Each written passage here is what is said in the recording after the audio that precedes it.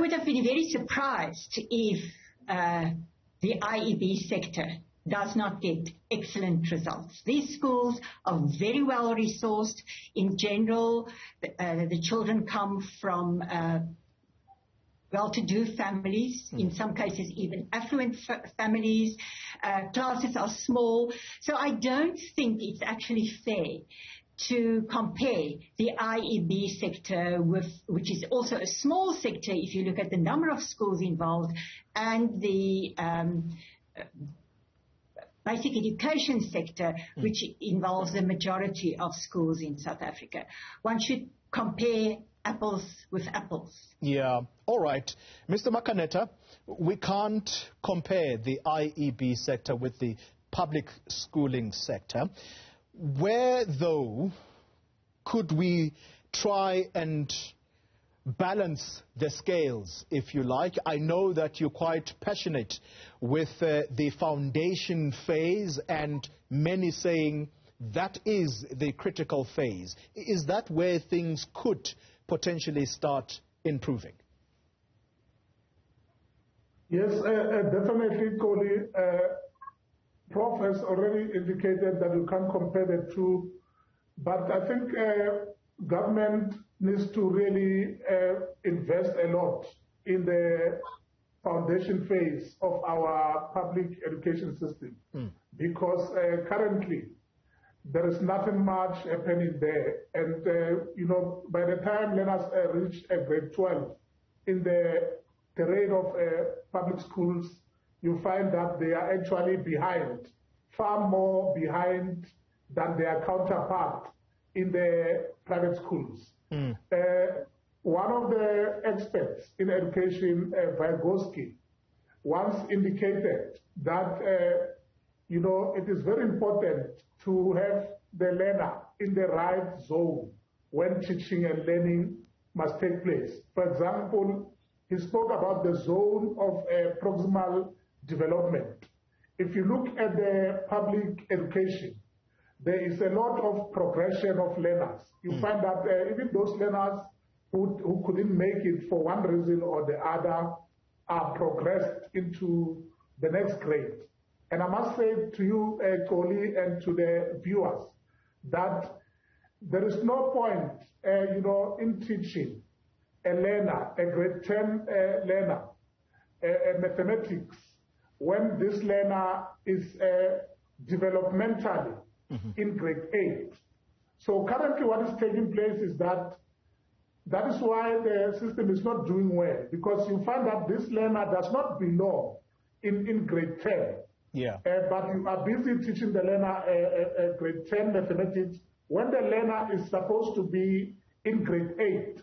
And that actually exacerbates the problem of the terrain of education. That is why you find that some of these learners, even though they may pass a matric, by the time they reach a higher education, not all of them are able to complete their degrees at tertiary level. And even those who complete, they don't complete on record time as compared to their counterpart in the IEB schools. And for me, that is a cause for great concern. Professor Gravett, let me come back to you and the statements that you have made, that you can't compare these two sectors. And I think we all hold our own preconceived ideas about what the problems are in the public schooling sector. I'd like for you, as an expert in this field, to tell us what kinds of questions should we be asking of the authorities in the public sector, particularly for improvement to happen? Yeah, let me first join the conversation by saying I fully agree with Mr. Makaneta about the importance of the foundation phase of schooling. This is where the foundation is laid, and this is also where we need our best teachers. The Department of Basic Education has been investing in the foundation phase, but I don't think sufficiently. And secondly, also, there's this public perception that anybody can teach in the foundation phase. While it is actually the most complicated phase to teach in, because you need to have a very good understanding of how children learn and develop in the early years of schooling in relation to mathematics and language. And therefore, there must be strong investment in the foundation phase, and we must ensure that we have our best teachers there. So that would be the first thing. The second thing is many of us have been saying for many years that the curriculum is overloaded with content. And let me make it very clear, I'm not favoring a limited knowledge curriculum, to put it this way. Yeah. One needs a strong curriculum in terms of knowledge, but we need to ensure that the curriculum focuses on core content or essential content and core concepts, and that we ensure that we can teach these properly instead of running through a curriculum. You know, the word that is used by teachers so often, and I don't blame them, is we must cover the curriculum. Now, covering the curriculum does not mean that children have learned. Now, again, maybe to say, one of the gifts of COVID is that it forced us all to look at the curriculum as it is at the moment and to see what are those cores that we need to maintain going forward and what should we actually be pruning. And that in itself would make a big difference in taking us forward. Maybe also something else about the curriculum. The curriculum is at the moment focusing too much only on knowledge. And one should also, when the curriculum allows for it, because one has pruned it somewhat, ensure that our children also learn the very important transversal skills that they will need in a fast-changing world, so that they are able to adapt to this world and to the circumstances that they are facing. Yeah, okay. So when you talk about the focus being placed at the moment on knowledge, the assumption is that you are saying there are vocational schools out there. There are children who may be gifted in working with their hands. That's what you're promoting as well, yes? Yes, indeed. So I do think the three-stream model that has been in the making for a while, and of course, once again, COVID played a role in probably not moving fast enough, that we would have this three-stream model in which we have the academic stream, which is basically what we have at the moment in the far majority of schools in South Africa, and then the technical vocational stream for some learners and the technical occupational stream for other learners. What would be important when this is implemented eventually is that there will have to be strong advocacy so that parents and the public understand that doing technical vocational matric, for instance, is not inferior to doing an academic matric. Yeah. Mr. Makaneta, let's come back to you, and I want to go back to the foundation phase. At the moment, the Basic Education Law Amendment Bill is before Parliament, and one of the things it proposes is that it will be compulsory for children to go to school in grade R. Now, I didn't know that it was actually not compulsory, the Schools Act.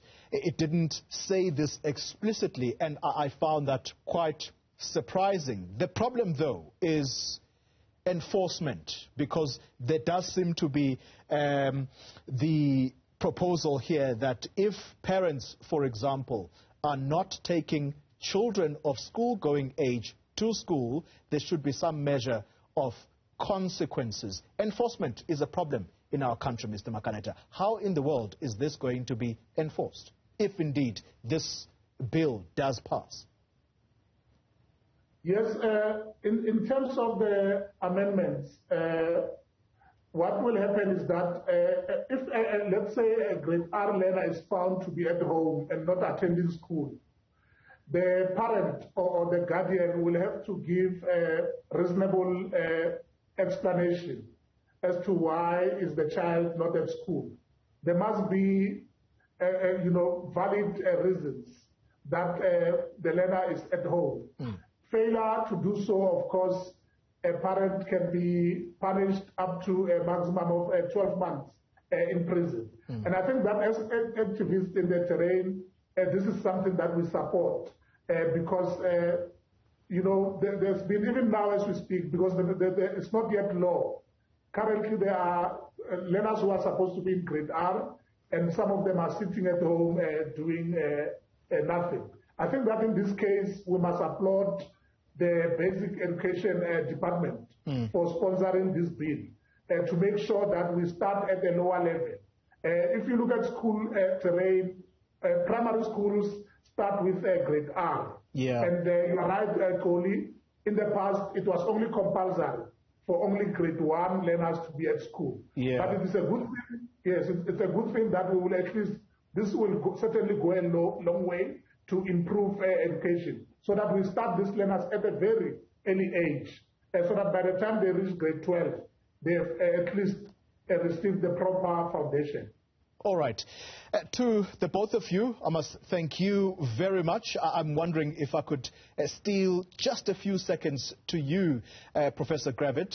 The issue of maintenance of school, in particular public schools. I mean, just moments ago I was reading about 95 schools in the Eastern Cape which may have been affected by the storms that we are seeing.